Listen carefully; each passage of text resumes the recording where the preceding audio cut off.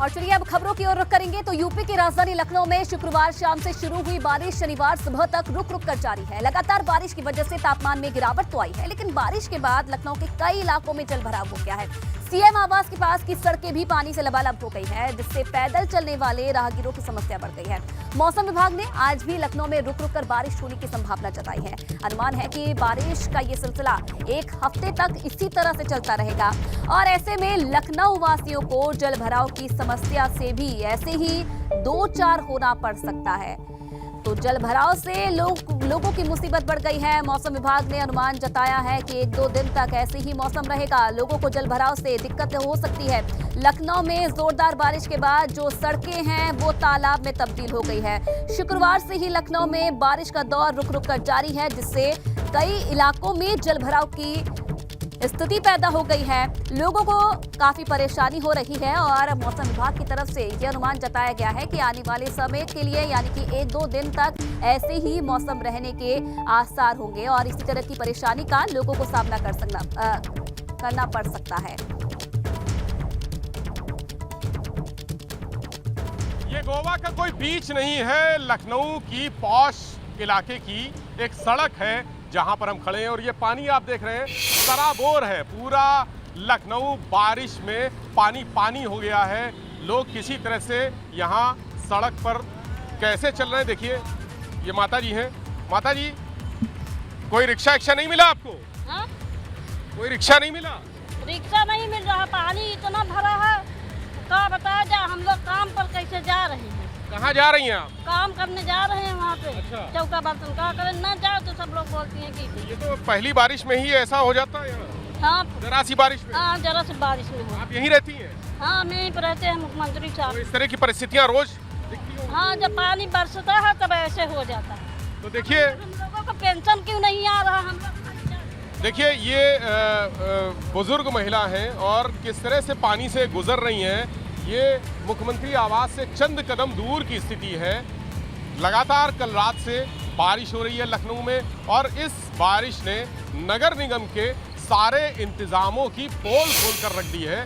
सड़क पर घुटनों पानी भरा हुआ है और आप देख रहे हैं कि मुझे मालूम था कि पहली बारिश या जरा सी बारिश में लखनऊ एकदम सराबोर हो जाता है, इसलिए मैं भी देखिए चप्पल पहन कर आया हूँ और इस तरह से पैर ऊपर करके यहाँ पर पूरे जो जिम्मेदार हैं उनको नज़ारा दिखाने की कोशिश कर रहा हूँ कि ये बारिश की स्थिति आप जहाँ भी देखेंगे, कैमरा अगर घुमाइए चारों तरफ तो जिस तरफ देखेंगे पानी पानी भरा हुआ है। और वो एक सड़क के उस पार जहाँ जो ऊंचा जगह है वहाँ पर लोग खड़े हुए हैं, इंतज़ार कर रहे हैं अपने निकलने का कि किसी तरह से वहाँ से निकले, चाहे मोटरसाइकिल हो चाहे स्कूटर हो। और कई गाड़ियाँ फंस कर यहाँ पर बंद भी हो चुकी हैं। अक्सर इस रास्ते पर जो वीवीआईपी रास्ता है वहाँ का ये नज़ारा है, वहाँ की ये स्थिति है। यहाँ से बगल में ही एक सिविल अस्पताल है जो वीवीआईपी अस्पताल है, वो सिविल अस्पताल जहाँ पर मुख्यमंत्री अक्सर आते हैं। तमाम जो टीकाकरण के अभियान है या चिकित्सकीय अभियान है उनका शुभारंभ इसी सिविल अस्पताल से होता है। और वो देखिए किस तरह से लोग पैर उठाकर मोटरसाइकिल से किसी तरह से निकल रहे हैं और कोशिश कर रहे हैं पानी से बचने की, चूँकि गाड़ियाँ खराब हो सकती हैं, कपड़े खराब हो सकते हैं, जूते खराब हो सकते हैं, इसीलिए लोग ये देखिए पूरी मोटरसाइकिल के ऊपर पैर रखकर ये इसी तरह से बिना इस कोशिश के कोई भी यहाँ से निकल नहीं सकता।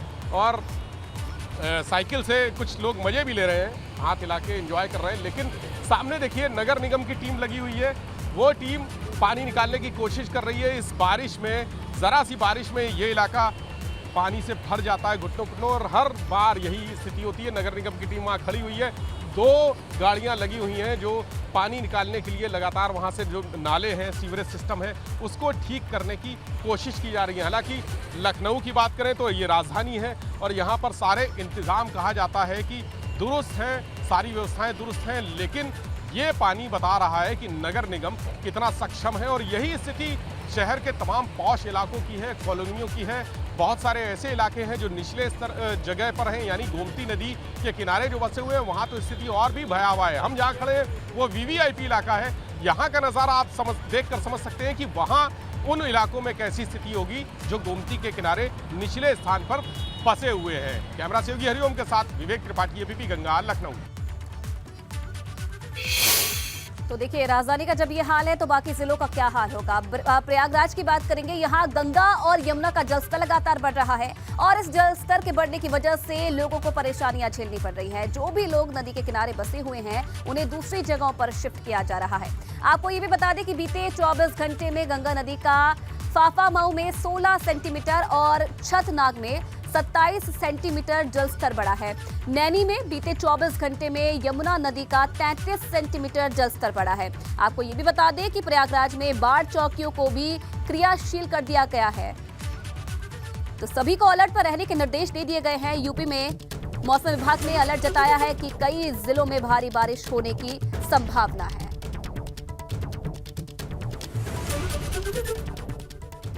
है, कोई दिक्कत नहीं है। मतलब फिलहाल में इसमें बेटर ही लग रहा है, मगर इससे पहले और बेटर था। मगर इसमें तो भाई फिलहाल में ज़्यादा पानी बढ़ने की वजह से थोड़ा सा क्षेत्र थोड़ा सा गड़बड़ हो चुका है।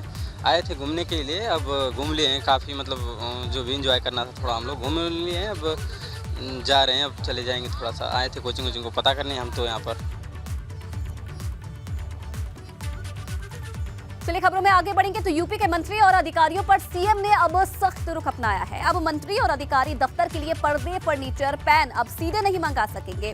फाइल कवर, कागज, पेपर वेट और अन्य कंज्यूमेबल आइटम मंगाने पर भी अब पाबंदी लगा दी गई है। सभी सामान अब ऑनलाइन ही मंगाने के निर्देश दिए गए हैं। इसके लिए सरकार ने वेबसाइट का लिंक भी जारी किया है। सचिवालय में इन्वेंट्री मैनेजमेंट सिस्टम एप्लीकेशन के तहत ही अब सामान मंगाया जा सकेगा। तो मंत्री और अधिकारियों पर सीएम की सख्ती। अब सीधे सामान नहीं मंगा सकेंगे अधिकारी, ऑनलाइन ही अब सामान मंगाने के लिए निर्देश दे दिए गए हैं। पेन, पेपर लिड से लेकर जो तमाम सामग्री है ऑफिस की, वो अब सीधे अधिकारी नहीं मंगा सकते हैं।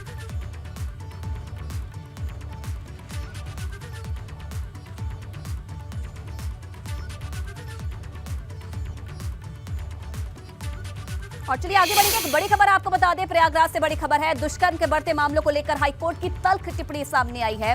महिलाओं के सम्मान के लिए हम चिंता नहीं दिखाते हैं, हाईकोर्ट ने यह साफ रुख दिखाया है। महिलाओं के खिलाफ दुष्कर्म के मामले लगातार बढ़ते जा रहे हैं। महिलाओं के खिलाफ दुष्कर्म के मामले बढ़ना काफी चिंताजनक है। तो हाईकोर्ट की तरफ से ये तल्ख टिप्पणी आई है। दुष्कर्म के बढ़ते मामलों को लेकर हाईकोर्ट की तरफ से ये टिप्पणी की गई है। महिलाओं के सम्मान के लिए हम चिंता नहीं दिखाते हैं और महिलाओं के खिलाफ दुष्कर्म के मामले जिस तरीके से बढ़ते जा रहे हैं वो काफी चिंताजनक है।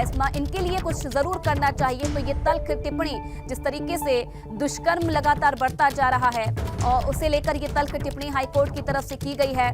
और महिलाओं के सम्मान में हम चिंता तो दिखाते हैं, लेकिन जिस तरीके से महिला उत्पीड़न की लगातार शिकायतें आ रही हैं उसे देखते हुए ये लगता है कि हम इसके लिए बिल्कुल चिंताजनक नहीं है। दुष्कर्म के मामले लगातार बढ़ते जा रहे हैं और महिलाओं के खिलाफ दुष्कर्म के जो मामले बढ़ना है ये काफी चिंताजनक है। तो हाई कोर्ट की तरफ से ये तल्ख टिप्पणी की गई है। और मोहम्मद मोइन फिलहाल इस खबर पर और ज्यादा जानकारी के लिए हमारे साथ जुड़ रहे हैं। मोइन, देखिए ये तल्ख टिप्पणी की गई है जिस तरीके से हाईकोर्ट की तरफ से कि हम महिलाओं के सम्मान में जिस तरीके से चीजें दिखाते हैं लेकिन उतना सम्मान दिखता नहीं है। दुष्कर्म के मामले लगातार बढ़ते जा रहे हैं, इस पर भी हाईकोर्ट ने तल्ख टिप्पणी की है।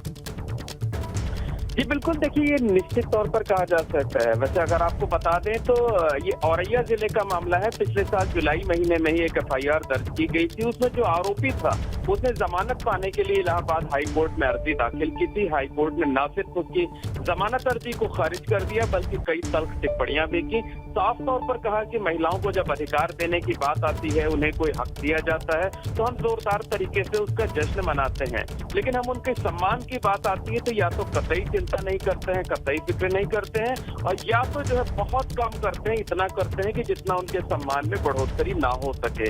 ये तल्ख टिप्पणी इलाहाबाद हाईकोर्ट की तरफ से की गई है जिसमें सिस्टम पर जो है तंत्र कसा गया है और साथ ही साथ समाज को भी आईना दिखाने की कोशिश की गई है। कहा यह गया है कि ये पूरे समाज की चिंता होनी चाहिए कि महिलाओं के साथ अपराध ना हो, खासकर रेप की घटनाएं तो बिल्कुल नहीं होनी चाहिए। महिलाओं को किस तरह की पीड़ा से गुजरना पड़ता है, इसका भी जिक्र इलाहाबाद हाईकोर्ट ने अपने फैसले में किया है। तो निश्चित तौर पर कहा जा सकता है कि आने वाले दिनों में ये फैसला नजीर बनेगा, क्योंकि आरोपी की तरफ से तमाम दलीलें दी गई थी, लेकिन इलाहाबाद हाईकोर्ट ने इन तमाम दलीलों को जो है वो रिजेक्ट कर दिया, खारिज कर दिया और आरोपी को जमानत देने से या किसी भी तरह की राहत देने से साफ तौर पर मना कर दिया। जी चलिए, धन्यवाद मोइन तमाम जानकारी देने के लिए आपका। तो दुष्कर्म के मामलों पर हाईकोर्ट की सख्त टिप्पणियां आई हैं। जिस तरीके से मोहम्मद मोइन ने बताया कि औरैया के मामले को लेकर हाईकोर्ट की तरफ से ये बातें रखी गई थी और आरोपी को किसी भी तरह की छूट देने से साफ इनकार कर दिया है। जमानत या अर्जी को भी खारिज कर दिया गया है और चिंता भी जताई है, क्योंकि जिस तरीके का सम्मान हमें दिखाना चाहिए महिलाओं के लिए समाज में, उस तरीके का सम्मान हम नहीं दिखा पाते हैं, जो कि काफी चिंताजनक है। दुष्कर्म के बढ़ते मामलों पर भी हाईकोर्ट ने सख्त टिप्पणी रखी है। काफी चिंताजनक ये मामले हैं। महिला उत्पीड़न लगातार बढ़ता जा रहा है, लगातार रेप जैसे मामले सामने आ रहे हैं।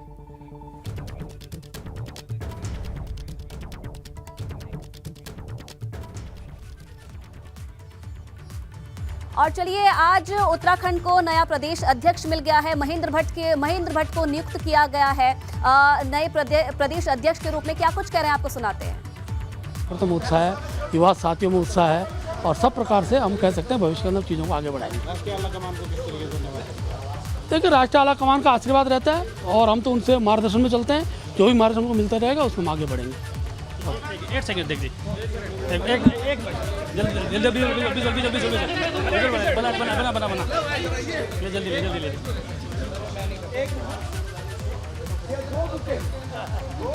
दो बंद कर देना, दादा बंद कर देना।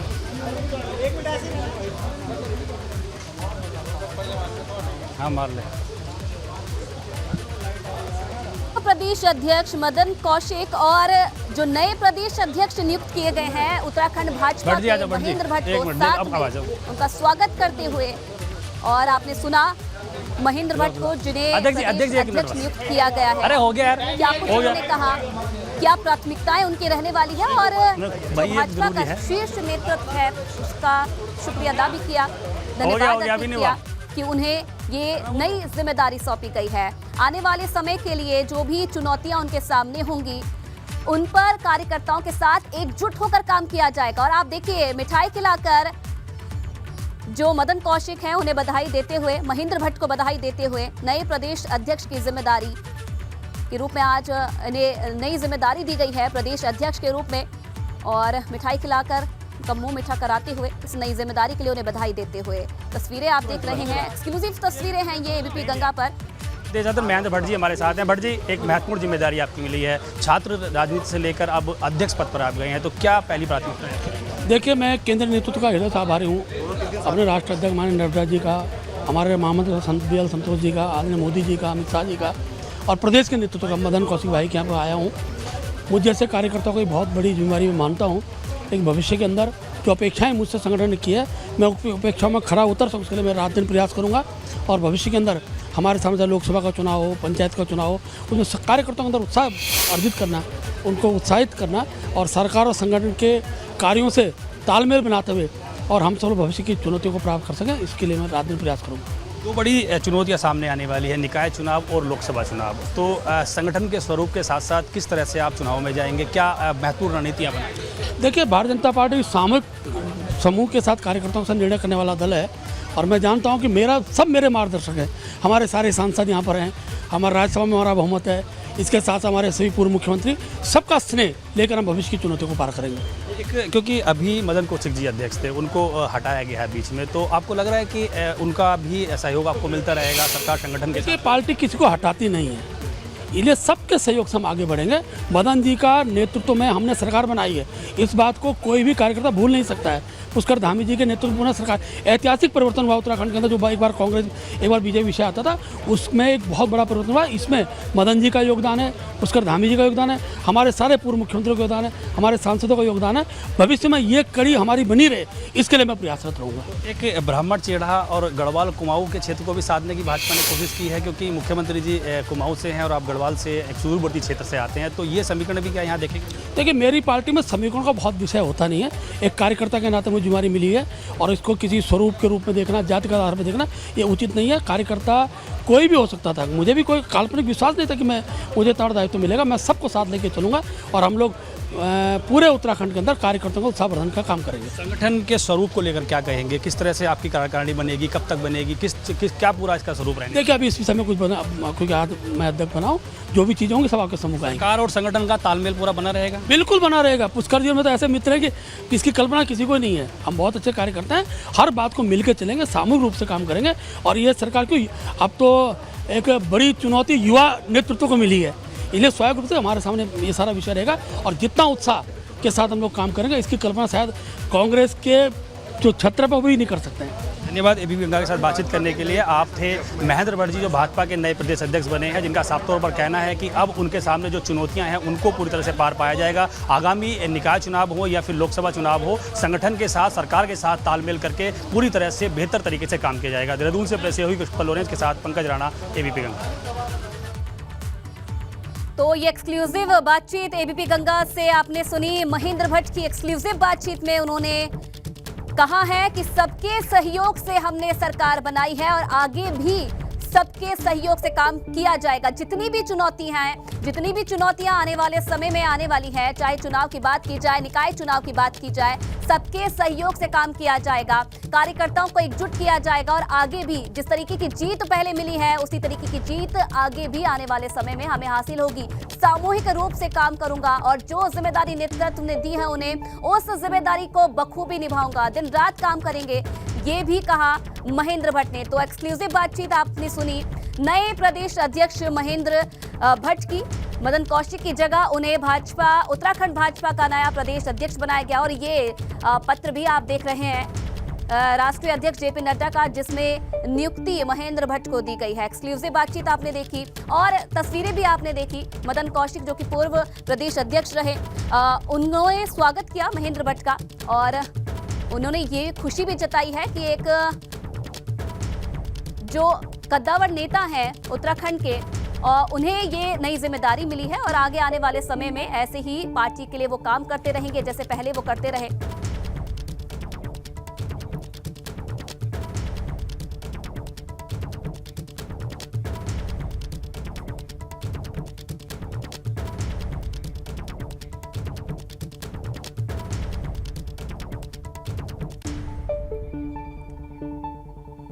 सीधी लाइव तस्वीरें आपको दिखाएंगे लखनऊ से, जहां आज ऊर्जा दिवस के मौके पर कार्यक्रम का आयोजन किया जा रहा है और सीएम योगी इस वक्त क्या कुछ कर रहे हैं आपको सुनाते हैं। परिवारों को निःशुल्क विद्युत कनेक्शन उपलब्ध करवाने का कार्य भी इस दौरान प्रदेश ने सफलतापूर्वक पूरा करते हुए प्रदेश के हर घर बिजली के लक्ष्य को प्राप्त करने की दिशा में एक बड़ा कदम आगे बढ़ाया है। विद्युत वितरण के भेदभाव को दूर किया। पहले 4 जनपदों में बिजली मिलती थी, शेष 71 जनपद अंधेरों में डूबे रहते थे।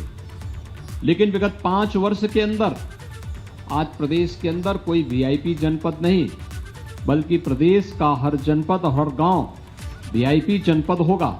और इस लक्ष्य को प्राप्त करने के समय आज जब ऊर्जा महोत्सव के कार्यक्रम के साथ हम सब जुड़े हुए हैं, तो यह सुनिश्चित यह करता है कि वास्तव में लोकतंत्र की सबसे बड़ी मजबूत आधार यही होती है जब बिना भेदभाव के जनता को उसकी सुविधा के अनुरूप, उसकी आवश्यकता के अनुरूप शासन की सुविधाओं से प्राप्त हो जाए। और यह कार्य विद्युत विभाग के माध्यम से पिछले 5 वर्ष के अंदर उत्तर प्रदेश के अंदर बखूबी हम लोगों ने दिया है। जनपद मुख्यालयों में 23 से 24 घंटे की विद्युत की आपूर्ति, तहसील मुख्यालयों में 20 से 22 घंटे की विद्युत की आपूर्ति और ग्रामीण क्षेत्र में 16 से 18 घंटे की विद्युत की आपूर्ति के लक्ष्य को भी प्रदेश ने जब उसे प्राप्त किया है तो स्वाभाविक रूप से बहुत सारे लोगों के लिए कौतूहल और आश्चर्य का विषय था। क्या उत्तर प्रदेश जैसे राज्य में संभव हो सकता है? लेकिन उसे संभव भी बनाया है। और अब एक चुनौती हम सबके सामने कि हमें अगले 5 वर्ष के अंदर क्या कुछ करना है।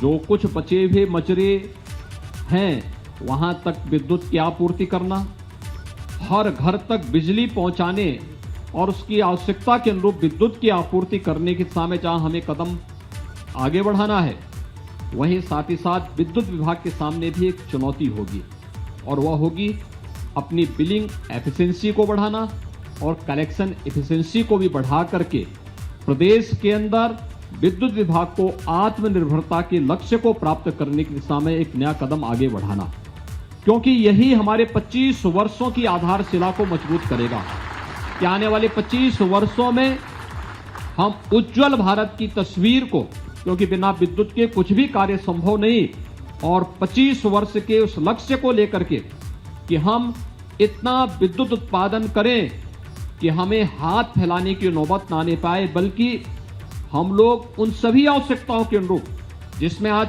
आदरणीय प्रधानमंत्री जी के नेतृत्व में भारत दुनिया का नेतृत्व करता हुआ दिखाई दे रहा है, उस दिशा में हमें कदम आगे बढ़ाना है।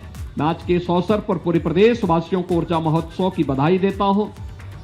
2700 करोड़ रुपए से अधिक की परियोजनाओं का आज लोकार्पण और शिलान्यास हो रहा है। इसके लिए भी सभी संबंधित जनपद वासियों को हृदय से बधाई देता हूं और इस विश्वास के साथ कि पावर कॉर्पोरेशन राज्य की 25 करोड़ जनता की भावनाओं के अनुरूप प्रत्येक व्यक्ति को बिना भेदभाव की बिजली उपलब्ध कराएगा और राज्य सरकार इस दिशा में पूरी मजबूती के साथ इस लक्ष्य को प्राप्त करने के लिए जो आज आदरणीय प्रधानमंत्री जी लक्ष्य तय करेंगे, उस लक्ष्य को प्राप्त करने में हम सफल होंगे। आप सबके प्रति मेरी शुभकामनाएं। धन्यवाद। जय हिंद। बहुत बहुत धन्यवाद माननीय आपके मार्गदर्शन के लिए। तो लखनऊ से ये लाइव तस्वीरें आप देख रहे हैं इस वक्त और